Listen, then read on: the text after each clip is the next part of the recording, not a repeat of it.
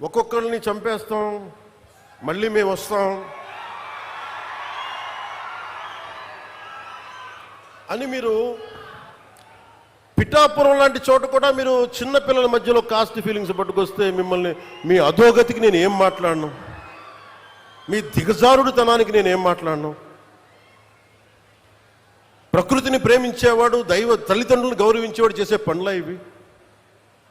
పిల్లలకి కులాలను పట్టుకొస్తామా, ఆపాదిస్తామా? వేరే దారులు లేవా మీకు పాలిటిక్స్ గురించి మాట్లాడడానికి? సిగ్గుందా ఒక్కొక్కరికి అలా చేసేవాళ్ళకి? మాకు నోరు లేదనుకుంటున్నారా? కూర్చొని మీరు కాంట్రాక్ట్లు వేస్తే కాంట్రాక్ట్లు వేసిన వాళ్ళందరినీ మేము బెదిరించేస్తాం, జైల్లో పెడతామంటే ఏమనుకుంటున్నారా మీరంతా? మేమేం మాటలా గుర్తుపెట్టుకోండి.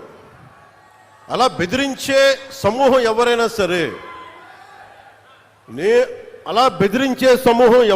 సరే, మిగతా వారి గురించి నాకు తెలియదు. పవన్ కళ్యాణ్కి అధికారం ఉన్నా అధికారం లేకపోయినా పవన్ కళ్యాణ్ ఎప్పుడు పవన్ కళ్యాణ్ లాగే ఉంటాడు, భయపడ్డం. చాలా ఇంట్లోంచి బయటకు వచ్చేటప్పుడు తిరిగి వెళ్తాం లేదు అని డిసైడ్ అయ్యే వస్తాం.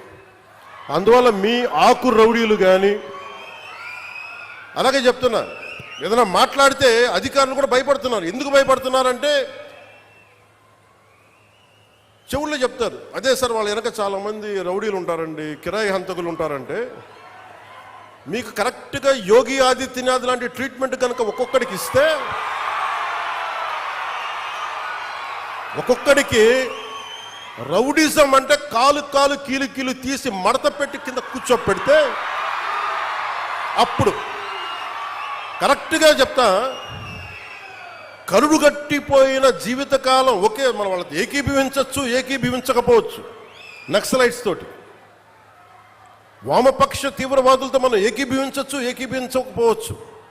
అలాంటి బలమైన ఆర్గనైజేషన్నే కకావికలమైపోయిన పరిస్థితుల్లో ఉంటే ప్రభుత్వం తలుచుకుంటే, అలాంటిది ఇన్ని లక్షల మంది పోలీసు ఉండి, ఇన్ని వందల మంది ఐపీఎస్లు ఉండి, 1000-2000 ఉన్న డిఎస్పీలు ఉండి, అలాంటి కిరాయి గ్యాంగుల్ని మెయింటైన్ చేసే వ్యక్తుల మీద 2 రోజులు 48 గంటలు మీ చుట్టుపక్కల ఎవరున్నారు, వాడి పేరేంటి అన్ని కనుక్కొని ఒక పొలిటికల్ నిర్ణయం తీసుకుంటే మళ్ళీ ఎప్పుడు ఇలాంటి మాటలు రారు. మీరు అక్కడి దాకా తీసుకెళ్ళకండి.